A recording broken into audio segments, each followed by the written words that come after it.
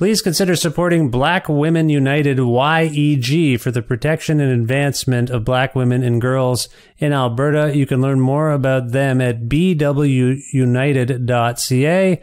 They are always looking for donations and volunteers. So please, again, support Black Women United YEG for the protection and advancement of black women and girls in Alberta. Again, that website is bwunited.ca. Hi, I'm Jed Bodwin, and I live in Wichita, Kansas. I am a Patreon supporter for Creative Control. I discovered Creative Control some years ago, I think maybe while looking for interviews with Tommy Stinson of The Replacements.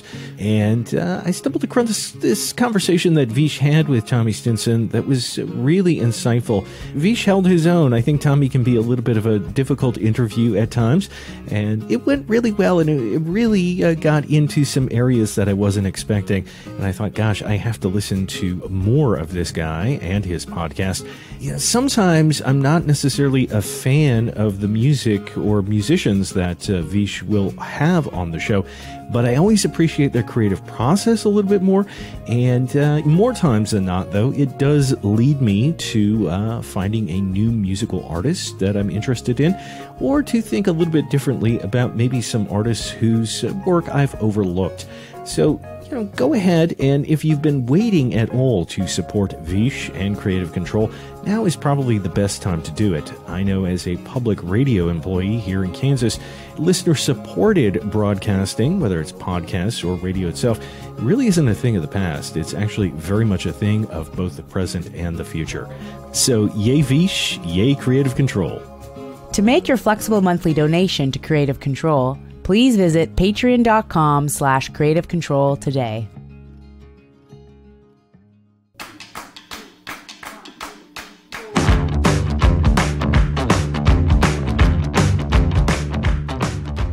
Britt Daniel and Alex Fischel are both musicians, songwriters, and singers currently based in Austin, Texas, and Los Angeles, California, respectively.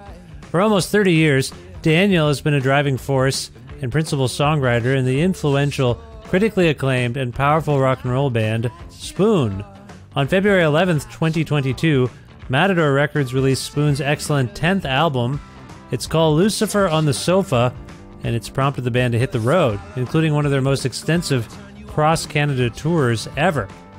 Britt and Alex and I connected recently for a talk about the places we all live and the general state of affairs in the United States of America, the specter of Satan or Lucifer in our lives, and our respective parents' attempts to make us religious as children, music, rebellion, but also musicals, synthesizers and rock and roll, Bill Callahan, Bob Dylan, and ZZ Top, rumors about the end of Spoon, future plans, and much more.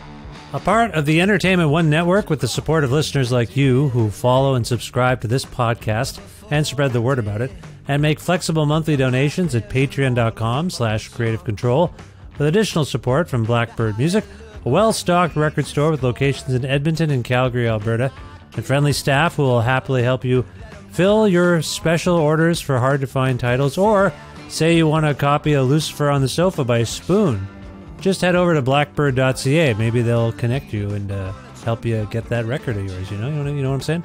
Plus, in-kind support from Pizza Trocadero, The Bookshelf, and Planet Bean Coffee in Guelph, Ontario, and Granddad's Donuts in Hamilton, Ontario. This is episode 700 of Creative Control, featuring the lovely and talented Britt Daniel and Alex Fischel of Spoon, with your host, me, Vish Khanna. We live on a life. Here it come now, here it come now. Here it is, our heart is cut.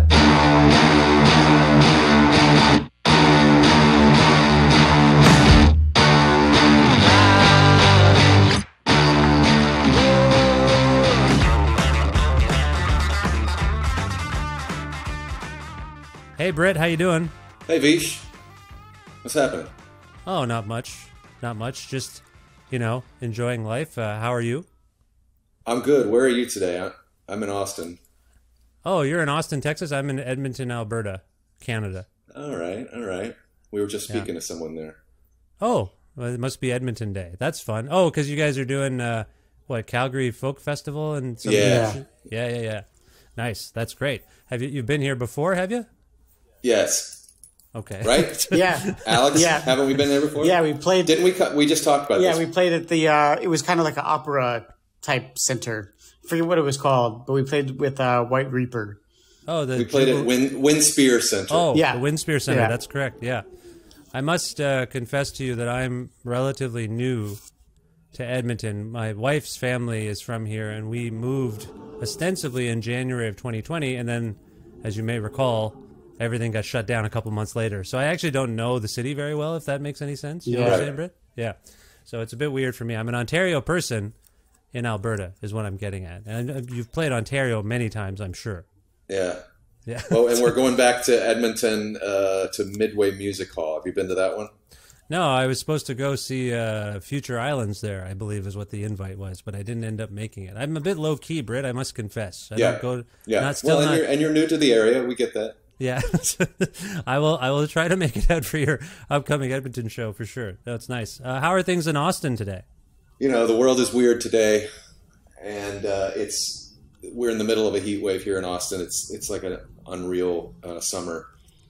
I think it's 106 today. So in Celsius, let's see, what is that? 53. I'm going to guess 41. 41. 41? Oh my God. Okay, Yeah. that's horrible. All right, well, I'm sorry to hear that. I'm sorry to hear that. Well, hopefully you can find some refuge and respite from all that. Also on the call, Alex, I heard you chime in there. Alex, how you doing? I'm good. How are you? I'm well, thank you. Where in the world are you? I'm in Los Angeles. Also in a heat Oh. wave, but not quite as extreme. I see. Now, I heard tell that you had also relocated to Texas some years ago. Is that true? I relocated to Texas while we worked on the album. I wanted to live out there while we were working, just to, make it a bit more low key. So you lived in Texas to make the record, and then did you feel like you had to hightail it out of there as soon as the record was done? Well, get back to California? The idea was to spend the whole time we were making it living out there, but and I was there for like 5 or 6 months from like October-ish, October, November maybe. I can't remember exactly when I headed out. And then March 11th hit, which was kind of the day that everything started to shut down, March 11th, 2020.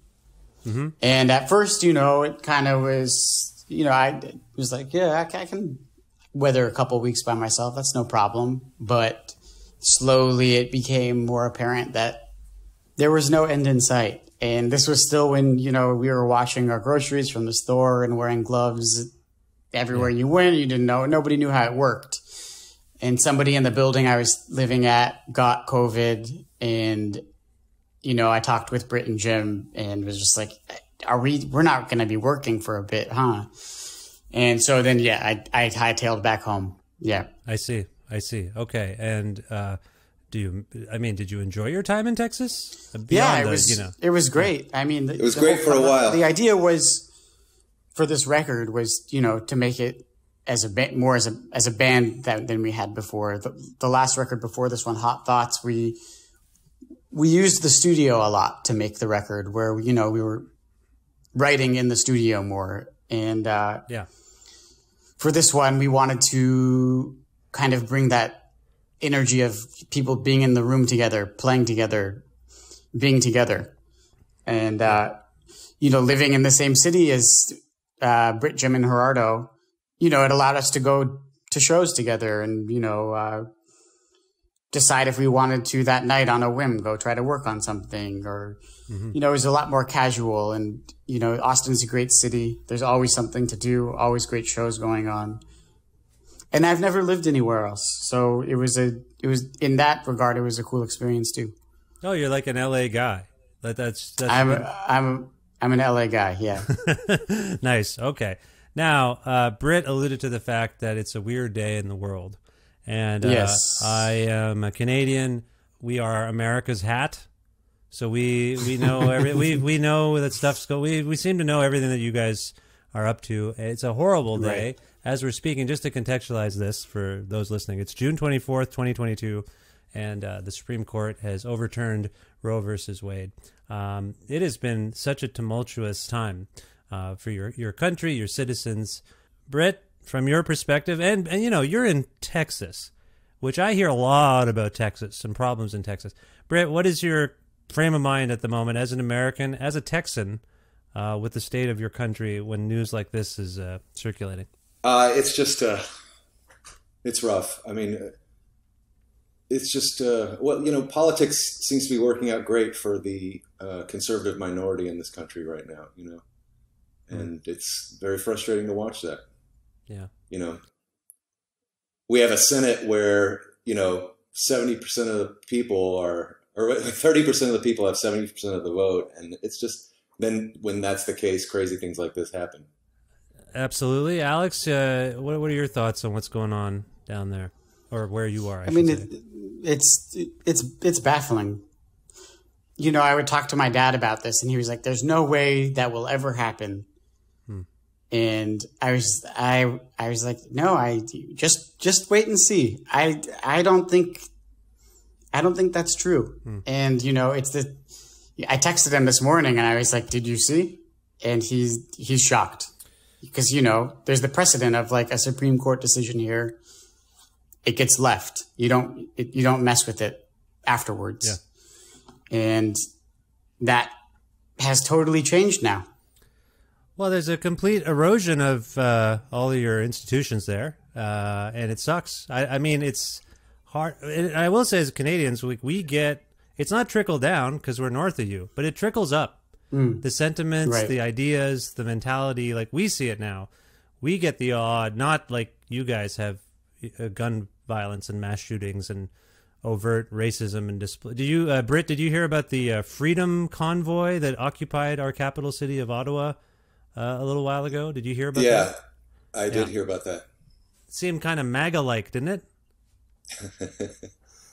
A bit. 100%. A bit. Yeah, yeah. So we copy you. You're like America is like our big brother is where I'm coming from. So what I'm saying is, I'm not saying this with any smugness. I worry about what's going to happen to us up here, and I just wanted to express to you both that I feel badly for you because from what I can gather, this must be really horrible for you, Britt. What is the recourse? What do you think? All I can hope is that it's going to be a very motivating event, and that this is day one of turning it around. And what does that mean, though? Because I'm on the Twitter, and I see people being like, "Hey, I voted and voted and voted and voted. Nothing happened." Like you're not. It doesn't sound like you're forlorn and hopeless. Is that what you're saying, Britt? I'm saying I hope that it's going to be motivating. I mean, that's all I can do is look for some kind of positive. But yeah, it's a dark day. Yeah, it's horrible. Alex, I don't want to leave you out of the notion of, asking a musician to help us fix all of the world's ills. Alex, what do you think is going to happen? Do you have hope? I say vote locally as much as you can. Yeah. Get involved with local politics as much as you can, because that seems to be... That's the most positive thing I've heard you say in a long time. Yeah. Yeah, I mean, I've seen some really cool things happen here in LA. There were some local elections where LA's a weird city where the city council has maybe more power than the mayor does. And there were a lot of incumbents that were running up against not super progressive, but, you know, much more progressive candidates than they had in the past. Mm-hmm. And there was big momentum behind a lot of them, and it started to get scary for these incumbents. And all of a sudden, you're getting a lot of junk mail from them and people coming to your door for them, et cetera, et cetera. And on the day of the voting, it looked like the incumbent had won. Right. But with all the mail-in votes that have been coming in since, the progressive candidate has shot up past him by like 8 or 9%, which to me is amazing. Yeah.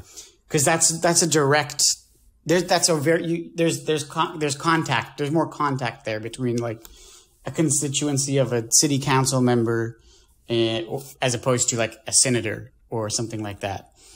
And I feel like, you know, if you can enact change locally, it branches out better that way. I will say, for what it's worth, I fully agree with that sentiment. It's just getting harder and harder to view any of these acts as having any positive efficacy. Like, as we're speaking, I was listening. For sure. I was listening to one of your American podcasts there, The Daily, the New York Times one, yesterday, Yeah. and they were saying they were talking about Joe Biden's got like a 39% approval rating, and I was like, this is like during. I know this isn't a reflection on Joe Biden, but like the January 6th committee, you know, that thing's going right now. Like, nothing. The fact that these things are even close is where I'm at with it. Like, the fact that Biden is considered equally bad to the last guy, the former guy, that's bonkers to me. Yeah. The fact that you're, you know, Alex, clinging to the fact that, you know, one candidate is shooting up 8 or 9%. Why isn't it a moral landslide? You know where I'm coming from there, Britt? Like, why isn't it just obvious? That's where I'm coming from. Yeah, I agree. And that's what was the day of the election. When I saw the results coming in, it was very disheartening because I thought, you know, this is a shoo-in.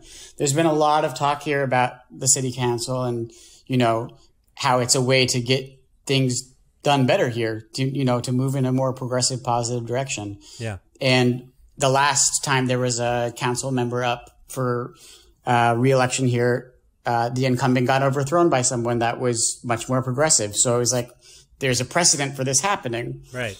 And it was so disheartening to see, like, you know, the incumbent is a Democrat. The guy that was challenging him, also a Democrat, but two left. So the Democratic Party kind of pushed against what the people were wanting, obviously. Yeah. And to see, like, you know, on the election day that the results were showing that the money had come in and this progressive politician had been, you know, kind of snuffed out, it was depressing. But the next couple of days, slowly he was inching forward. And the day that he passed the incumbent, felt like a renewed sense of hope. Right. I would say, I guess. Okay. Yeah. No, I appreciate that. I know that these things swing. It's a pendulum. It's just frustrating to me it never. I don't know. Just the lack of common sense here is where I'm coming from with it. Britt, this record is called Lucifer on the Sofa. As I'm listening to songs like The Hardest Cut in particular and The Devil and Mr. Jones, I can't help but feel like the political climate, if you will, the landscape has permeated some of the songwriting on this record. Is that fair? Would you say that that's the case for some of the songs on this record? Yeah, I think you could make a case for that on a couple songs. Devil, Mr. Jones, maybe. Yeah, is that unusual? Well, The Hardest Cut seems to be about leadership as well, if I may English essay your album right now. But do you know where I'm coming from with that? The Hardest Cut to me is about personal struggle, but, you know, I'm glad that you get that out of it. Well, and I appreciate that you appreciate what I appreciate about it. I mean, that's the way these things are supposed to work. But that song, exactly. That song, though, seems to be about failed institutions, false prophets, if you will, not to quote Bob Dylan. But that's where I'm picking up. It just seems like there's a lot of that permeating the air in your country. And it's from all sides, if you will, all political stripes. No one believes in anyone or believes in anyone that anyone could be right or good. And that's where I was coming from with that song in particular, The Hardest Cut. So you're acknowledging, Britt, that there's something in the air made it into these songs, landed on the tape. There's no right or wrong interpretation of this, of any song, in my opinion. You know, and I get a kick out of people having their own stories attached to it. Yeah. Is it unusual for you to take on sort of socio-political discussion? If I take it on, it's usually sort of in a bit of a sideways approach. And there's songs that to me always seemed very political, but to other people they don't. You know, like to me, a song like "Don't Make Me a Target," or even "The Underdog" was written from sort of frustration with political events back then. Yeah, the song came really fast, and then the verses ended up not really seeming about politics, but you know, it's just the way that songs get formed. You know, and however you interpret it is fine by me. I both appreciate and I'm scared of the responsibility you're foisting on me right now. That it's all really up to me. That's scary. But Do you want someone to say this is what it means? No, I don't. I'm just making jokes. I appreciate that it's open ended and someone else will bring something else to it. I appreciate that as well. I think it's the time, it's the context that I'm coming to these songs. You know, in preparing for this. This record's been out a few months now, right? So. What did it come out, like February or something like that? So yeah, February. Right, but I'm coming to it in the context of us talking. I spent more time with it recently, and guess what's happening right now? A lot of fractured disillusionment, more polarity than ever. As we're speaking in a single week, your Supreme Court is destroying everything. This is spending the week just destroying everything. So that context feeds into my experiential listening to this record experientially. You know what I'm getting at there? Yeah, I get it. All right. I appreciate you getting it. That makes sense. Alex, I don't want to leave you out of this conversation because I find it... I don't feel left out. No. I mean about the lyrics. And no, I didn't think... I think I'm being a pretty good host, goddammit. I'd say you are too. Thank you. I appreciate that. Now, here's what I was going to say there, though, is I have found in talking to bands, when there's a primary singer or a lyricist, I sometimes can make hay out of talking to the rest of the band members about their both objective and subjective experience with those songs. Because, like, you can say, I didn't write it. I don't know.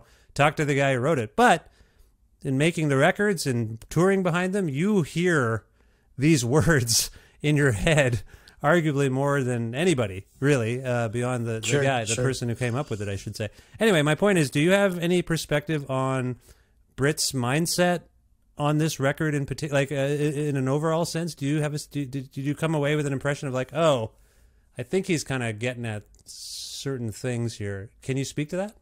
I can't wait. I can say, that when I first heard the lyrics to the title track "Lucifer on the Sofa," I was pretty floored by them. I just thought it was a really earnest and like beautiful portrait of a time. And what I was taking away from it was like, I could feel myself there walking along those streets, whether that was because I had been living there or not, I don't know, but it just felt really tangible and really relatable. And I was super moved by them. Yeah. Can you tell the people listening at home, maybe within what you're just saying? I know I'm not asking you to tell me what the song is about, but in your interpretation, can you expand upon that? What is it about per se from your reckoning? Me? It's about. Oh no, no, Britt. I'm leaving you out of this because. Okay, all right, gotcha. I want Alex's take on it because I'm trying to respect your feeling of like it's up to you, man. I get it. I get what you're saying. But Alex, this is why I think it's interesting maybe to ask Alex. Sorry, Alex, do you mind speaking to that? No, not at all. There's this kind of intangible sense of loneliness to it. And, you have these desolate streets that, I know that they're not always desolate. And you're walking around this shell of a city and you're sitting on the couch alone, kind of forced to look into the mirror a bit. Because there's not a lot else going on. And what you find sometimes isn't so great. Right. Yeah. What do you make of there's a couple of invocations of Satan, the devil, Lucifer. He has many names. They have many names. What did you make of that? I'm going to go again. Alex, what do you make of that? The fact that Brit is invoking this figure. Well, it's a powerful figure to draw upon. I mean, anything biblical has a lot of weight and power to it. But I mean, then you're getting into like theology a bit, I guess. Like my interpretation of the devil as a whole is not like a singular being that lives under the ground that's waiting for your soul. It's, kind of the way that the song uses it as this, metaphor for the darkness that everybody has within them. Not like a figure, but more of like a a feeling. That's a really fascinating interpretation. Britt, what do you make? This is going to be awkward now on the tour bus. Britt, what do you make of Alex's interpretation of your use of Satan, the devil?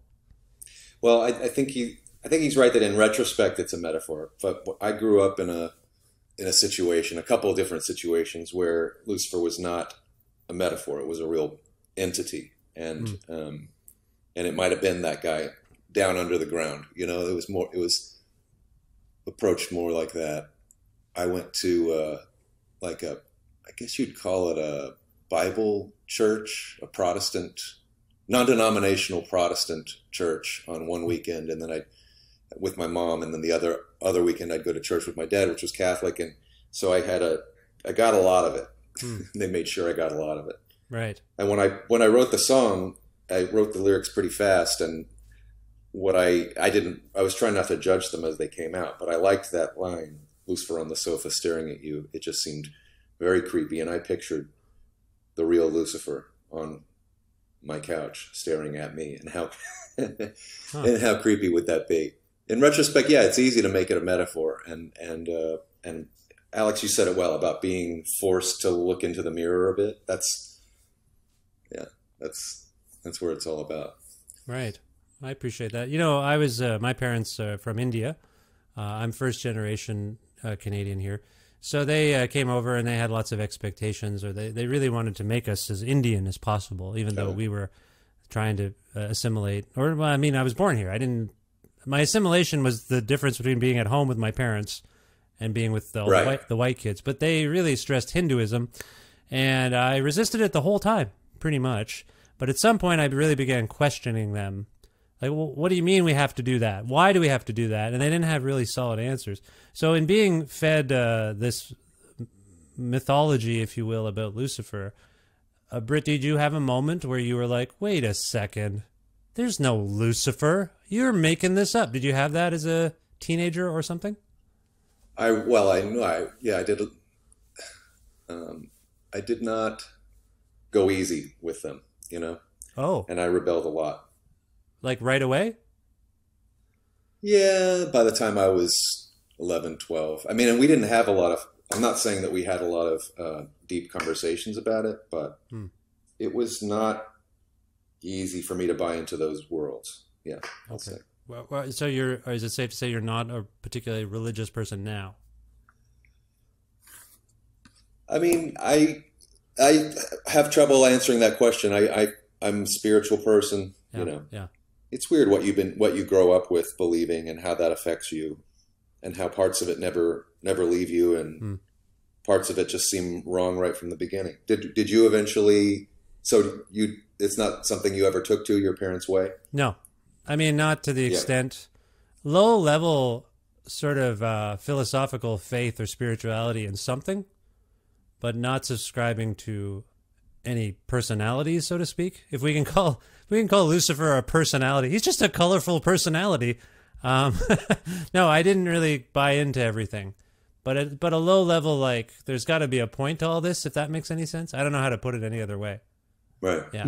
Was that clear? Or was that too muddled, Britt? I don't know No, I get that. Yeah. Just like not. See, this is the thing. So, Alex, I don't know, but the same sort of question for you, Alex. I don't know if ideas from your parents were foisted upon you, and at some point you had to resist them. What I have found as I've gotten older is all the stuff I was just knee-jerk against as a kid or a teenager, some of it is slowly assimilating its way into my life as I'm older, maybe with children. I don't know. Right. But this notion of, like, there must be some tradition or heritage I can pass along here. I'm really wrestling with that right now because my kids don't know their Indian heritage very well, and it makes me feel like I'm a sellout or something, like I'm not doing the culture right. Anyway, sorry, Alex, did you have anything like what we're discussing in your upbringing? Yeah, totally. My parents, my dad's Jewish and my mom converted, and they didn't have very stable homes growing up. So in their mind, a way to create like a normal, stable family was to get super involved in religion. And I went to a Jewish school till I was like 14. Every Saturday, we had to go to temple. I didn't go out on a Friday night till I was probably 14. Pretty strict. Yeah. And I can remember being in kindergarten, 5 years old, and we're learning about Adam and Eve and, Noah and his ark and all that stuff. And just being like, how do people believe this? This is so obviously not real. Like, this could never happen. Mm-hmm. And being so confused, by these, the teachers are older. So you're like, you're supposed to be smarter than me, but you think this is real? and maybe they didn't, I don't know. I wasn't asking them that, but just this sense of like, what is going on? This is so bizarre. And especially because my parents were, more strict and forceful with it. Yeah, I had a big rejection of it, especially when I eventually went to a normal high school with, people from all backgrounds and sort of had this realization like, oh my God, there's other people in the world too. Yeah. I've never been around all these other people, and I felt kind of robbed of that experience until then. Yeah. But you're saying, like, there's definitely some threads in like what I was taught, not in like any literal sense, but more like you said, philosophical and like, yeah, thoughtful.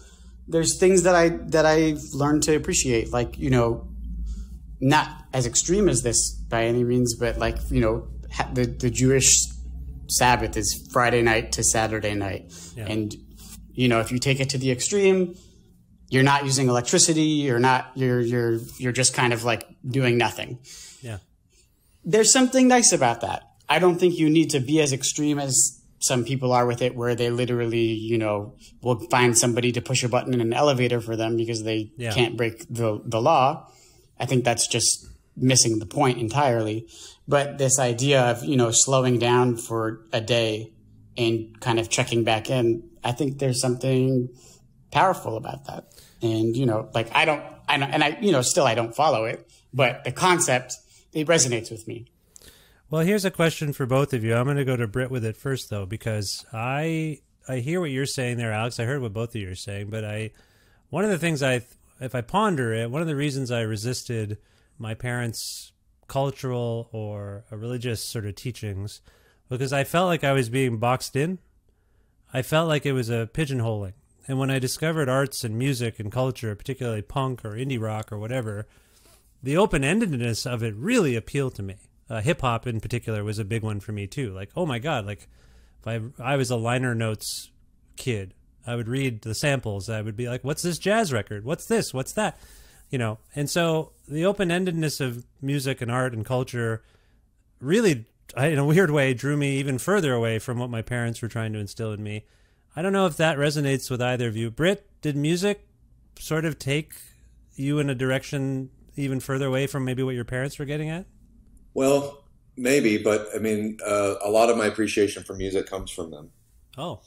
My dad played, he collects guitars, and he would play acoustic guitar around the house all the time.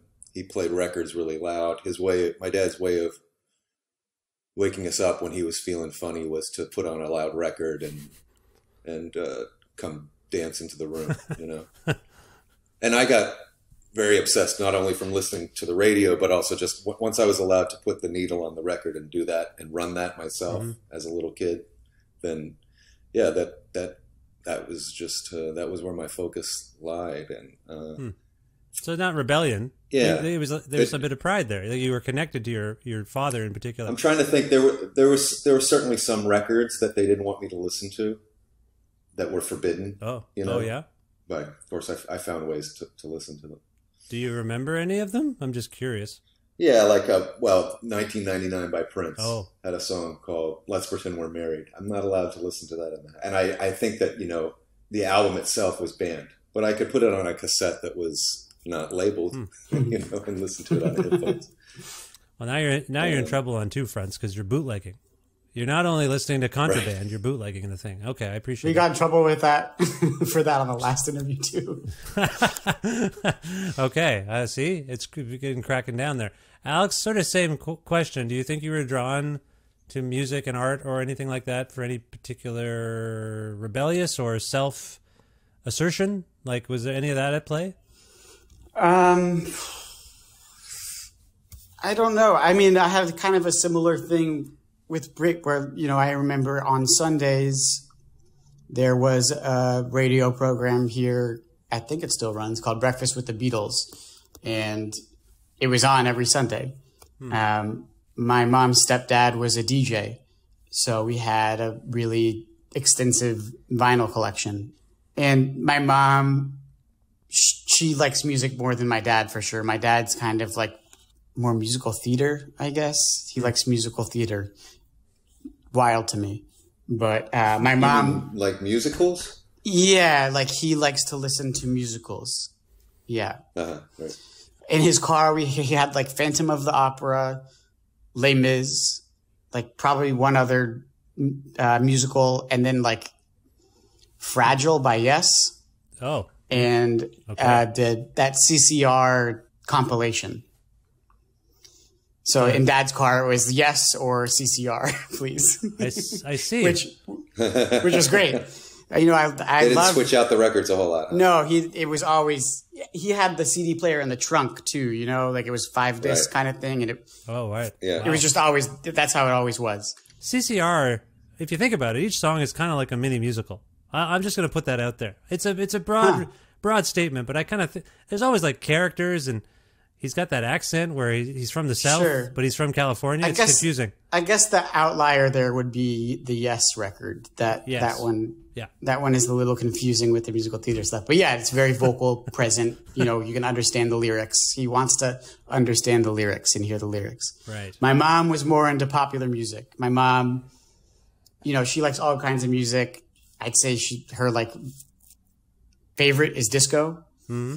So I listened to, I was embarrassed by it at the time, you know, as a kid in the car with her listening to disco, and she would be, you know, singing and dancing in the driver's seat.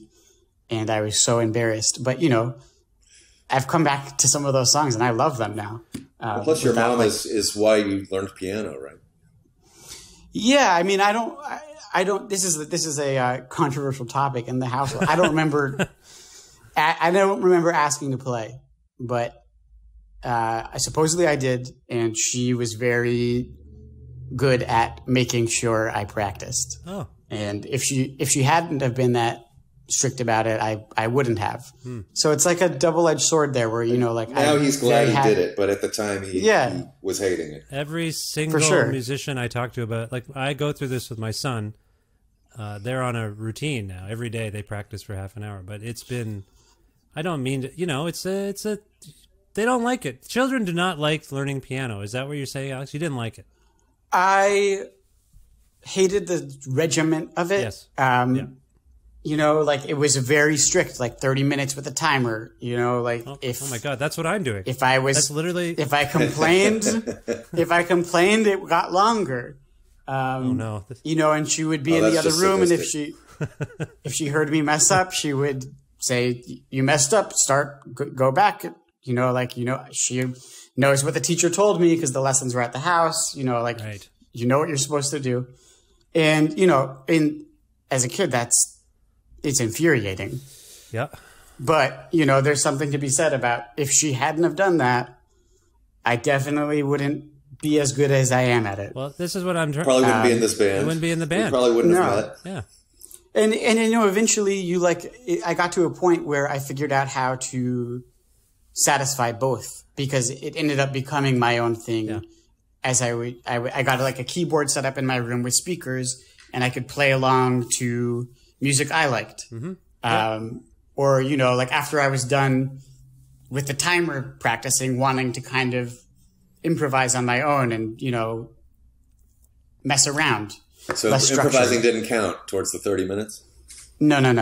Yeah. No, it can't. No. And you have to ask the teacher to if they can, you know, teach the child one song they like. Like my son wanted to learn the theme song. I think it was for that show Gravity Falls. Anyway, they figured I'm not familiar with it's the like show. an animated. It's like a cult hit now. There's all sorts of tweets about it all the time now. I don't know what's going on. It's like done, but it's like it's very good. I saw some of it. The kids all like sarcastic, funny comedy in their cartoons, like more than I remember it being present. Does that make any sense? Like I don't remember it being that sarcastic as a child. Right. Right. Well, the kids now have a lot more access to information, so I guess that would make sense. Yeah, absolutely. Now, speaking of information, earlier, Alex, you were talking about Lucifer on the Sofa and how it was going to be more of a live record. That was the plan, anyway, and that's why you ended up being in Texas for a while there.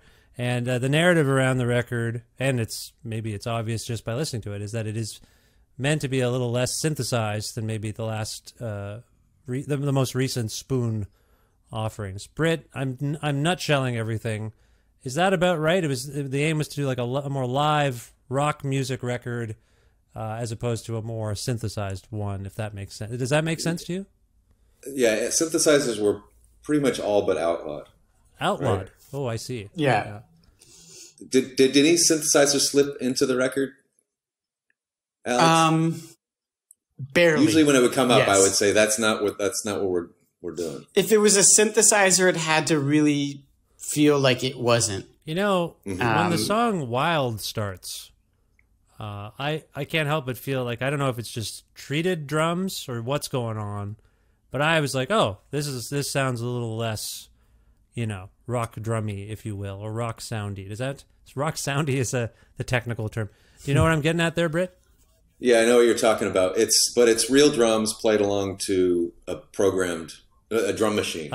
So there's some synthesis. So you got both in there at the same time. Right. Okay. Well, when I say, I mean synthesizers is what I was talking about. But yeah, generally we tried to lead away from anything that was mechanical like that and more towards the band playing in a room sound. Right. Now, Alex, you're a keyboard player. Do you play the synthesizers when there's synthesizers in the mix? Yeah. Okay. So this decree comes down. I believe it was a constitutional amendment. Britt said all synthesizers were banned. Do you get a little sweat on your brow? Oh no, they're coming for my job. What am I going to do? We were all No. I see. Being a keyboard player, I always wanted to play guitar. And I like, for me, it was like, how can I get a keyboard to sound like a guitar? Because all the music I was playing along to as a kid, for the most part, was guitar music. I mean, there was some stuff that was more keys were there, but it was mostly guitar stuff. So I wanted to be able to do that. So I was like, here's an opportunity to try to play guitar more. Yeah. Yeah, when I met this guy, he told me he could not play guitar or bass, and now he plays guitar better than me. That's subjective. I will take the compliment, but I would. But you definitely told me you couldn't play guitar. You remember that, right? Yeah, I mean, I meant like I can't play. I could do like a power chord and an open G chord, but coming into a room where to me how to play guitar, and saying I know how to play guitar seems like a lie. So I don't play guitar. I know how to settle this duel or debate right now. Who rips the solo on the hardest cut? Which one of you does that? Neither of us. Oh my God. Okay. Well, I'm Gerardo sorry. Larios. I'm sorry. You're both demoted in my mind. That is an amazing solo. That's a great. It is, right? It comes out of nowhere and it just rips through the speakers. I love that. So it is a guitar. And that was like, he did that like in like one or two takes. I feel like it was like real quick. Yeah. And he's, we wouldn't have been able to do that kind of thing without him being in the band. He can play guitar like that. Yeah. No, it's great. So I understand that you were touring behind Hot Thoughts, I believe it was, and that experience of playing those more synthesizer-oriented songs live made you kind of come to the conclusion that the way that you rendered them live made them more rock-oriented. Alex, this is clumsy. Is that right? livelier? It wasn't even just about synthesizers. It was about the way that record was made, which was a very pieced together, very produced record. Right. You know, starting with a session in Pro Tools, and sort of that's where you're writing the song. Right. You know? Right. So we wanted to do it a little differently this time. Yeah. Write the songs and then record them. Fancy that. But what I couldn't articulate there is the touring behind those songs had some influence on your approach to making Lucifer on the Sofa. Is that a cleaner way of saying it? Yeah, that's definitely. true too. Yeah. Okay. Yeah. So where I'm coming from, so you had that personal experience of taking songs on the road, realizing they were becoming something else as you were playing them, but in suggesting to each other, let's do a more of a rock and roll oriented album. I wonder if that's a comment on the state of that sound, those kinds of bands these days. I'm not trying to put too much pressure on you. There's no pressure. I'm not putting the burden on Spoon to save rock and roll. However, I wonder if that's part of the philosophical framework of let's approach this record that way. Britt, were you thinking there was an absence of the kind of music that you ended up making on this record in society as a whole, if you will? I remember saying to people, you know, I think what we're doing is we're making a rock and roll record, and I don't know if that makes any sense. You know, maybe that's not, you know, for the world and where we are right now, that maybe that doesn't make sense, but it makes sense for us because we're not hearing enough of those kind of records, and we feel like we felt like we could make one and knock it out of the park, you know. Every time you put out a record, that's what everyone says. Oh, they knocked it out of the park. Oh, it's even better than the last one. Do you ever get sick of hearing that, Britt? It happens all the time. Every time you make a record. It's never. Good. Okay. Just never. Making sure you like compliments. Not everyone likes a compliment. Some people loathe them. But you I'm just kidding. Alex, what do you make of this rock and roll discussion? Is rock and roll dead, Alex? Did you guys do anything to help sustain No, it? I think I see it like a pendulum. Like, I think it's actually on its way back towards people playing with guitars more. I mean, a lot of bands that are becoming popular, like Idols, for example, you know, they're pretty big and they're a guitar band. So and a pretty gnarly guitar band. For sure. Like that is not, those are not pop songs. Yeah. Did you guys hear tell of this band Turnstile? Everyone's talking about Turnstile. Yeah, I love them. They're great. Alex knows them. Yeah. I haven't listened to them yet. Yeah, so that's like I saw them on a TV show and I thought they were great. I saw them on, I think, Kimmel. Yeah, I saw them on Seth Meyers. Is what I think I saw them on. But yeah.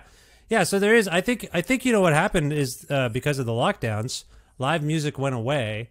I think maybe as people reevaluate what live music meant to them, maybe that's a good thing for bands who actually play live. I don't mean to be reductive in that regard, but that sound hitting you live of a live guitar and drums, I mean, I just remember 5-6 years ago it seemed antiquated, and now maybe you're right. Maybe there's just like everyone's trying to get back what we were missing. Does that make any sense, Alex? Yeah, and I think in an even greater sense, or I hope in an even greater sense, people are just sick of getting hammered over the head by a math equation, you know? Yeah. You hear the same stuff over and over again. You know, it's safe. You know, the algorithm approves that this is going to be listened to without it being disruptive to anybody, and it's going to all be pleasant. Yeah. And I think... Right.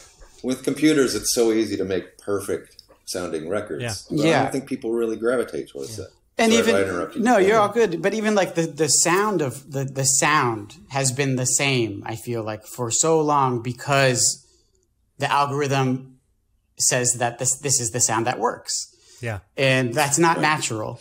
Like, things evolve and tastes evolve and things change. And I don't think the computer can foresee that or understand why that happens. Yeah.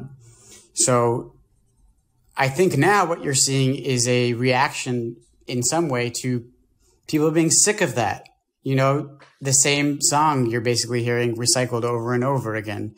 And I'm not saying it's going away, but there seems to be more people that are interested in not doing that.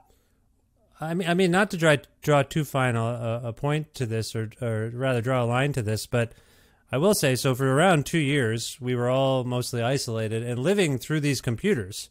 So I want to go back to the technology aspect of it as well. I really do think seeing someone playing an instrument and hearing them play an instrument is a lot different than seeing someone playing to any kind of backing track, or knowing that a rock band's augmenting whatever they're doing on stage with presets or whatever you want to call it.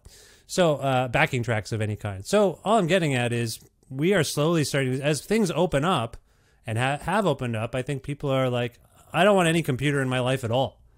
Lock up my phone. I want to just watch the show. I don't even care.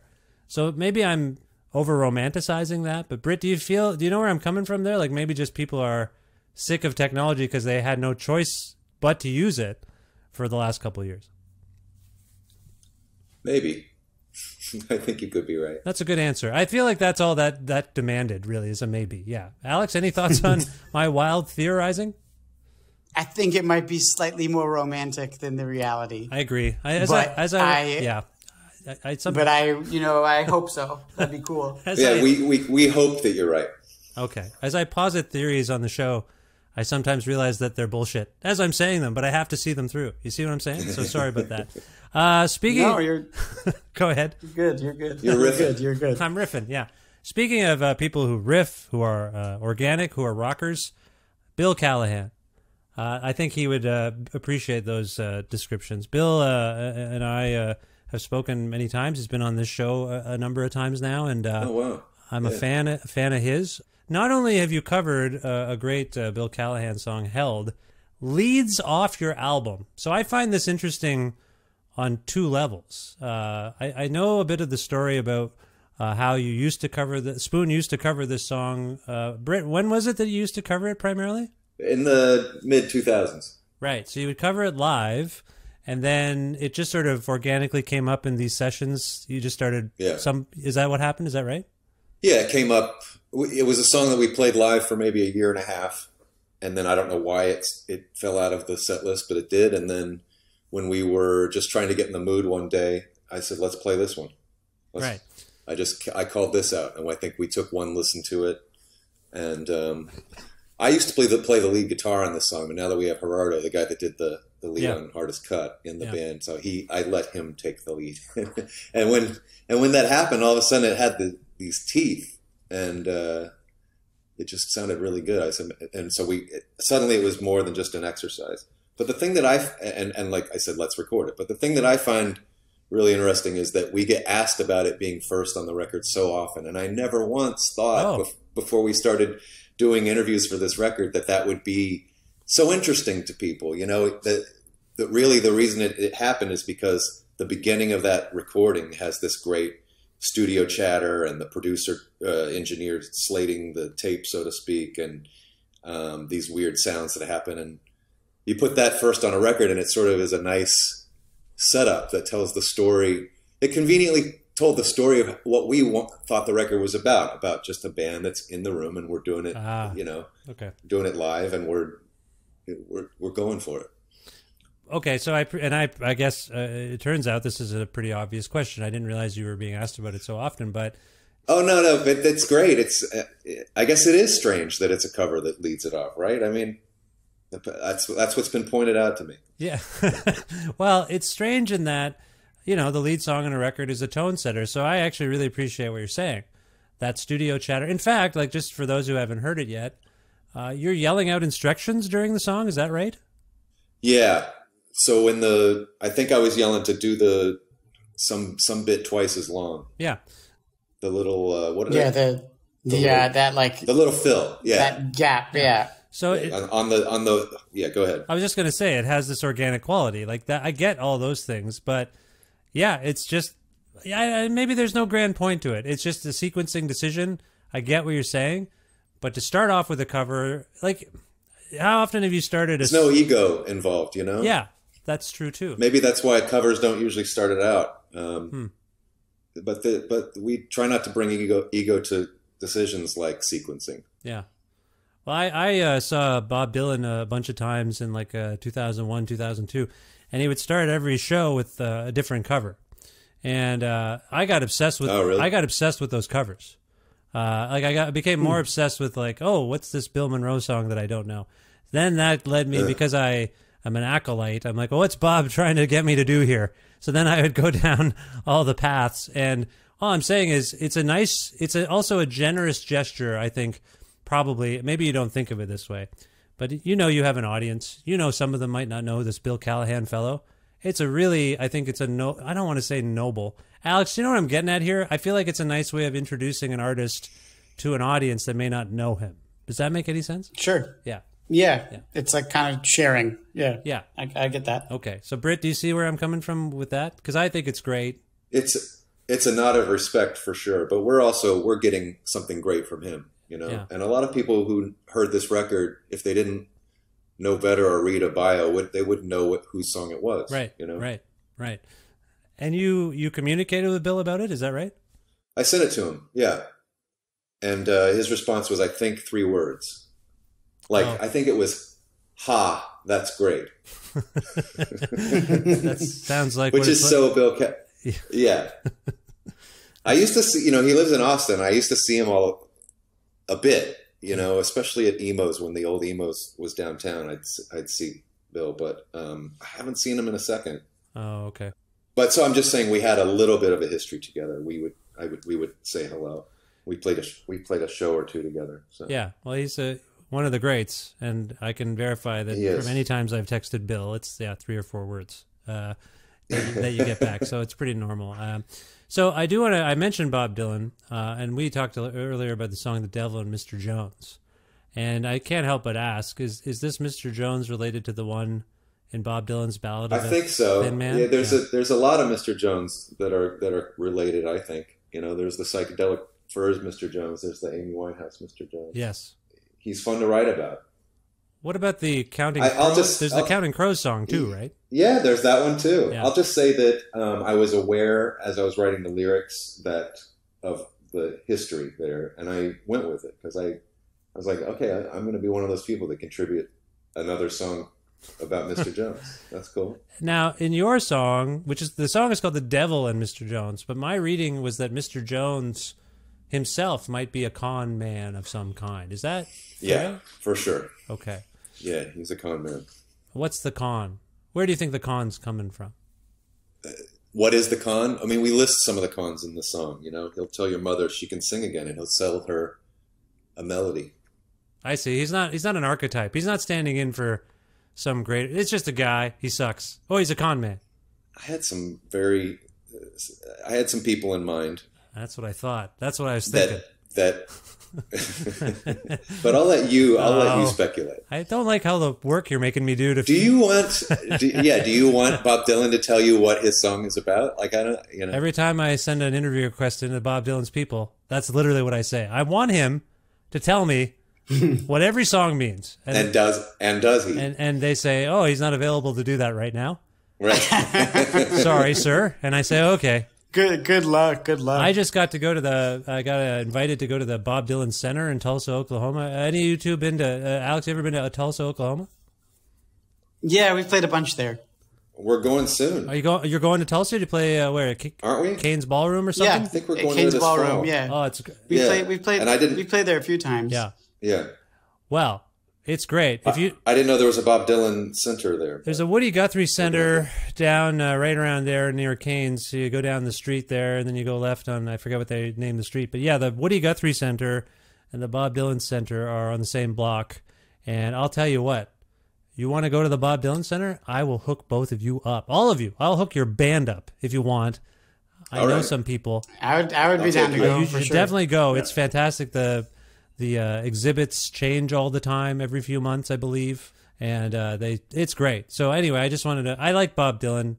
That was the point of this little story. Anyway, I just think I think it's great. Alex, do you have any more intel about Mr. Jones before we leave this behind? Nothing. You got nothing. You feel like my lips are sealed. Your man. lips are sealed as well. Okay, I appreciate that. Well, listen. I feel like we've gotten to some things. Is there anything else you want to say about this record? I'm just mindful of the time. I don't want to keep you guys too late, and I appreciate this discussion, but everything else is good. The one thing that came up in the press, by the way, Britt, you said something. I didn't see too many people pick it up. You were like, is this the last Spoon record? Were you just riffing? Is that still a thought you have? When did I say that? I believe it was I don't know. it could always be the Last Spoon record, right? Well, that's true. That's true. It was in what? I think I've sort of veered off on some tangents where I might have talked about that, but it wasn't like in the press material, was it? No, not at all. It was in a Spin magazine interview. I don't normally read interviews with people I'm about to interview, but I just thought I'd see what was going on. Alex, did you hear tell of this? That might be it. No, and I wouldn't believe it if I heard it. Yeah. I think it was just a philosophical, like, what's... I'd think you're funny, man. Really? But should it... Yeah, this is something we got to talk about off air. What? What do you mean? What part? I mean, sorry, I don't mean to press. Just like, what? It's always possible that it's the last one. Sure. Totally. Yeah. That's 100% true. Yeah. But knowing you, like, if it's not a Spoon record, I don't think you would stop making music. Right. Yeah, I wasn't saying that. No, I think Britt is the kind of person that will always be making music. So that's why that kind of statement would be funny to me. Not because it could be the Last Spoon record, but, this guy's always going to be working on music. That's just what he does. So we're about 30 years into the existence of this band. Britt, have you ever thought this after a record was done before? Have you ever uttered this, like, well, maybe that's it? Have you ever thought that? I've thought it, yeah. Okay. So, I mean, it's just isn't it a natural thing to do after you've drained your reserves of ideas and be like, oh, God, I don't want to ever do that again. Come up with ideas? It sucks. Yeah, staring a record down when you haven't written any songs yet, yeah, it's a little... If you look at it the wrong way, it could be a little daunting. You got to look at it as think about the fun that you're going to have making it. Yeah. Well, I hope you had fun making this one. It sounds like you came up with basically an aesthetic idea and you pursued it and it totally worked. So. Yeah. Well, thanks. Yeah. No, I did have fun, and when we could get back together again, it was something because for 4 months or so, 5 months in the middle of making this record, we could not get together. Yeah. And when we finally did. Boy, we really appreciated it. Yeah. Yeah.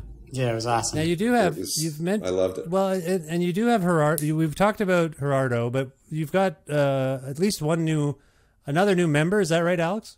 Yeah, Benny Troken. Right. So you've got that, and then we didn't really talk about all the collabs. There's a number of collaborators on this record. Is that right, Britt? Yeah. you mean in terms of mixers and producers? Well, yeah. You've also you've got a song. There's a co-credit here. I see a couple maybe. It's writing. Yeah. Who are they? Do you want to cite them, or do you hate them now and don't want to talk about them? No. Okay, just make it. There's this. I mean, you might be talking about the one song that I co-wrote with Jack Antonoff. Co-wrote a bunch of songs with Alex too. Yeah. I see that, Alex. Is that new for you, Alex, to be brought in as a co-writer? Yeah, it kind of just happened. I don't know. Like, did some on the last one. Yeah, I did a little bit on the last one, and it's fun working with him. So we just kind of get together and shit happens. And then you realize, that was written. Oh, okay. Yeah, it's not like it wasn't like I formally invite you now to do a co-write. It was more, it just kind of happens, No blood ceremony or anything like that. Right. No one was accusing you. No. Yeah. But we wrote together, and Jack Antonoff is a guy that I wrote with for one afternoon a long time ago, and we came up with some cool music, and I tried for years to put words to that music, and I would put something down, I'd come back a couple months later, listen to it and say, that's not quite it. Let me try this. And then it just kept going on. Finally, I got something good during lockdown phase. Yeah. And it finally made the record. So it's a Texas record in a geographic sense. Obviously, it was made there. You were listening to a lot of ZZ Top, I think I read somewhere. Is that right, Britt? Yeah. I got to see ZZ Top. Somehow I'd never seen them until 2019, even though I've, being in Texas as long as I have. And I think that and then also I saw their documentary that came out around then, and that just sent me down a winding road where I had to go get most, if not all, of the records and go do a deep dive. And it was right around then that Alex and I drove from California to Texas. And when we got here, the first song we wrote was The Hardest Cut, which kind of... Oh, wow. We thought it sounded like highway rock. Texas highway rock, maybe. Yeah, I was trying to figure it out. I was trying to play guitar along to the record today, and I couldn't figure out what the hell was going on. I'm not very gifted at this stuff, but I was just trying to figure out what the hell was going on. It's cool. You got to do drop D on that. Yeah, I thought that's probably what was going on there. Yeah. I was just riffing around when... sorry, this is too much about me. I don't know why I'm telling you about this. I don't know what I'm doing. That's all right. No, it's all I'm getting at is it's a very great record. It's very catchy in that regard.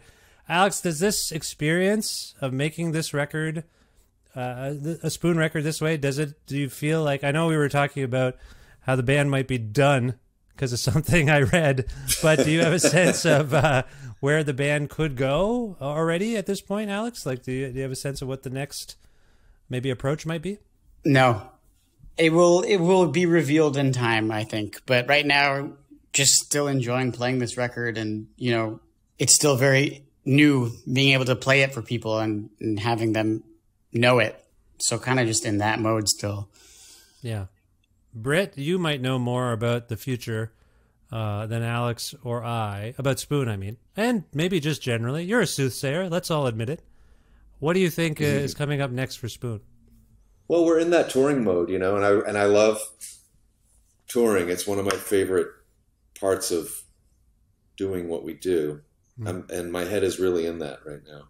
Okay. I feel like we're lucky that at least most of it. I mean, I speaking for myself, I feel lucky that I love waking up on a tour bus and playing shows every night.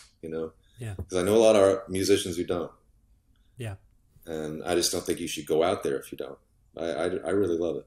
That's what's on the agenda for the coming months. But yeah, I'm starting to think about, I've been texting with Alex and saying, hey, what do you think about this? And maybe we should go here and do some writing. Yeah, okay. We're at that stage of it where we're starting to talk about locations. I'm not sure if it's going to be the south of France or Lockhart, but yeah, one or the other.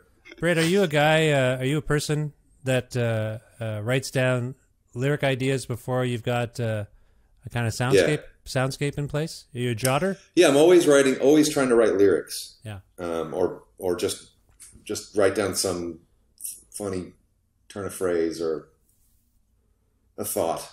Right. Okay. I'm at. So have you started any of that? It sounds like you do it constantly. I'm always doing that. Yeah. That part's not super intense. It's just kind of, it happens when it happens. And then I end up with a big page or a big document of directions to go in. Some of them more filled out than others. Yeah. And that's where I turn. I see. Okay.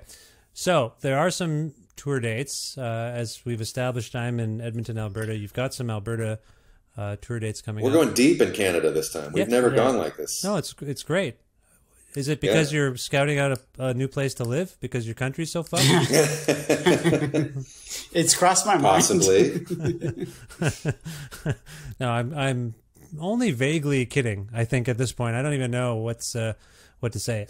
If people We're want even going to Regina, man. Regina, it's pronounced Regina. Regina, is that what you call it? Yeah, Regina. Regina. Yeah. That just sounds wrong. Well, I know what you're thinking, and you're not the first to think it. Let me just put it to you that way. It's Regina, Saskatchewan. We're even going to Regina. Regina, Saskatchewan. Yeah. Are you going to Saskatoon? Yes, we're going there. That's more fun to say somehow. Well, depends on your perspective. But Saskatoon is a pretty fun word. It's lots of fun. I'm happy you're coming to Canada. It's great. I mean, this is the most extensive you've done. That's great. So I don't know who is more equipped. Alex, do you know, if people want to learn more about Spoon, do you know where to go, or should I direct that to Britt? They should just come to a show. No. How are they going to find out about the show unless you tell them your socials and your website? They can't just randomly, I'm trying to get them to the shows is what I'm saying. So is there... Well, yeah, we have we have social media. We have an Instagram. You can just search Spoon even. Yeah, that's easy to Google. There's Spoon. There's a great site called Spoon Fuck Band. Yeah, Spoon. Spoon Band as opposed to Spoon Man. Yeah, Spoon Band. Band. Google Spoon Band instead of just Even if you just Google Spoon, I think that's what comes up. Let me see. Did you make some sort of deal with the Google people? Yeah. We are the only Spoon. That's the first thing that comes up. Oh my God. Okay. Wow. Okay. You've really... That's a testament to the We've made it, man. high standards that you put out of the world. You've taken over utensils status. That is pretty incredible. Okay, so people can learn more about Spoon wherever they go there, and that's great.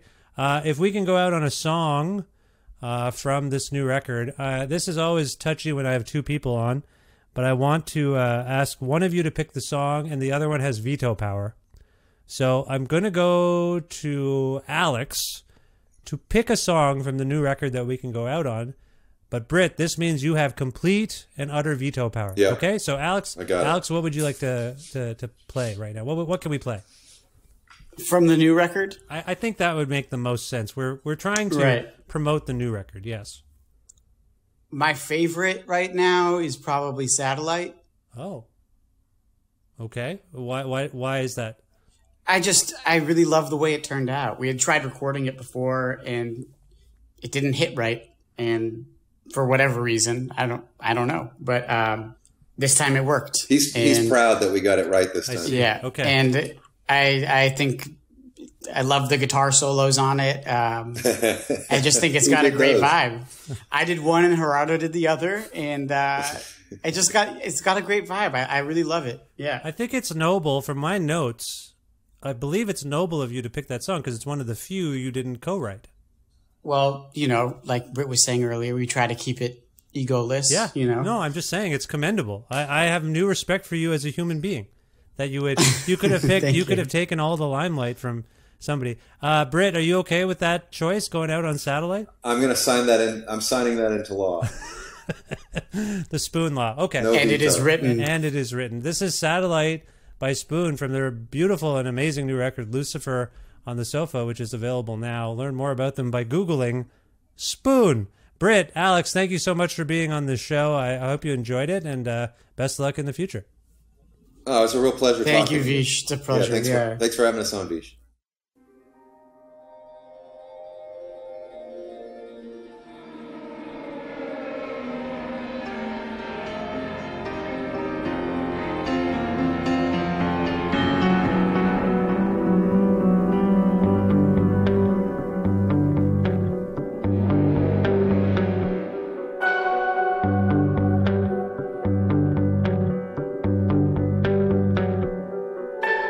I'll be a satellite out here on my own.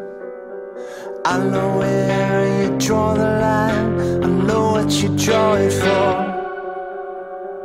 We used to walk that line, I know what you draw it for. You got them that love you, got them that you adore. I see angels above you, but I know I love you more. I know I love you more. I know I love you more. I know I love you more.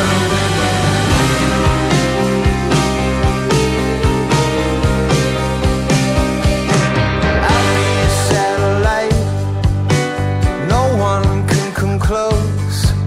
And I know where you draw the line, know what you draw it for, and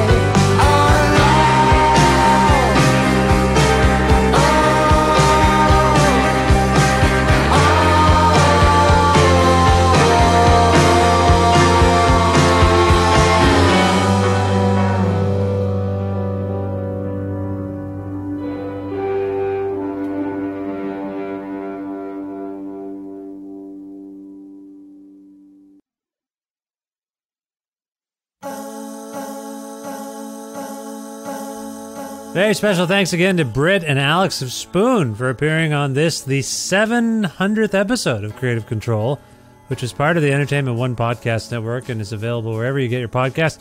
If you can't find an episode that you heard about and you're looking for it, or if you want to learn more about me and sign up for my monthly newsletter, please visit vishkhanna.com. You can also like Creative Control on Facebook or follow the show on Twitter at Vish Creative, or you can follow me directly on Twitter and on Instagram at vishkhanna. Also, please visit patreon.com/Creative Control to make a flexible monthly donation to sustain this podcast. That is the primary source of revenue for all of the work that goes into making this podcast. So thank you in advance for donating, and thanks to all of you who already donate. We have a small but loyal and supportive following, so thank you. $6 or more a month grants you access to exclusive content. Some of that is derived from fresh episodes that I record. Go do a little bit of overtime with people. Some of it is derived from my old interviews that I have conducted prior to starting this podcast. And so, yeah, $6 or more a month grants you access to that. And if you're interested in receiving a Creative Control t-shirt, just message me on Patreon, and I will get you one while supplies last. Hey, by the way, for those of you waiting, I think there's 3 of you waiting for shirts. Just got the envelopes. There was like an envelope shortage or something, and I had envelopes shipped to my house. So they're here. I'll get you your shirts in the mail. You know who you are. Again, patreon.com/Creative Control to make that flexible monthly donation. Thanks again. Also, thanks to the fine Alberta record retailer Blackbird Music, with locations in Calgary and Edmonton, Alberta. You can learn more about them and order things from them, I believe, at blackbird.ca.